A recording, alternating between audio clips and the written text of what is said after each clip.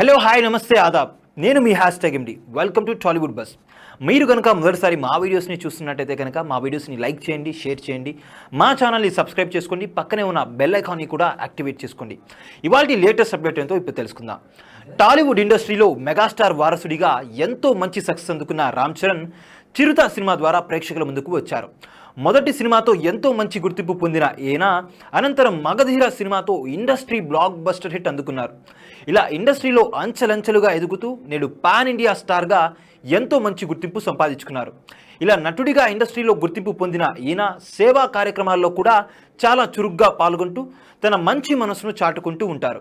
అయితే ఈయన ఇప్పటికే ఎంతో మందికి ఎన్నో విధాలుగా సహాయం చేసిన ఒక చేతితో చేసిన సహాయము మరో చేతికి తెలియకుండా జాగ్రత్త పడుతూ ఉంటారు.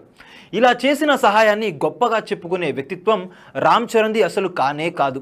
ఇక ఈయన నుంచి సహాయం పొందిన వారు పలు సందర్భాలలో రామ్ చరణ్ చేసిన సహాయం గురించి బయట పెడితే తప్ప ఆయన చేసే సహాయ సహకారాల గురించి ఎవరికీ తెలియదు.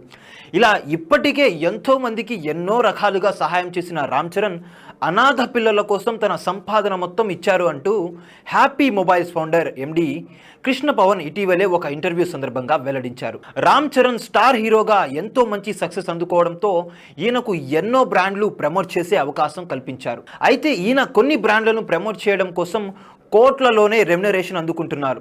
ఇలాంటి వాటిలో హ్యాపీ మొబైల్స్ కూడా ఒకటి. హ్యాపీ మొబైల్స్ బ్రాండ్ అంబాసిడర్గా రామ్ చరణ్ 2018 నుంచి 2021 వరకు కొనసాగారు. అయితే ఈ బ్రాండ్ ప్రమోట్ చేయడం కోసం కోట్లలోనే రెమ్యునరేషన్ తీసుకున్నప్పటికీ ఆ డబ్బులు రూపాయి కూడా ఈయన తన స్వప్రయోజనాల కోసం వాడలేదని తెలుస్తుంది. ఇలా ఈ మొబైల్ బ్రాండ్ ప్రమోట్ చేసినందుకు గాను వచ్చిన రెమ్యునరేషన్ మొత్తం Ram Charan children welfare foundation కోసం డొనేట్ చేశారని తాజాగా కృష్ణ పవన్ వెల్లడించారు. ప్రస్తుతం ఈయన చేసిన ఈ కామెంట్ సోషల్ మీడియాలో వైరల్గా మారడంతో రామ్ చరణ్ మంచి మనసుపై అభిమానులు ప్రశంసల వర్షం కురిపిస్తున్నారు. ఇక సేవా కార్యక్రమాలు చేయడంలో మెగా ఫ్యామిలీ ముందు వరుసలో ఉంటుందన్న సంగతి మనకు తెలిసిందే.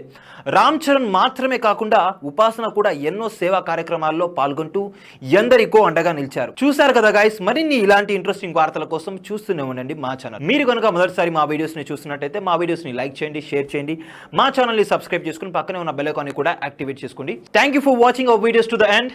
See you again. Bye by.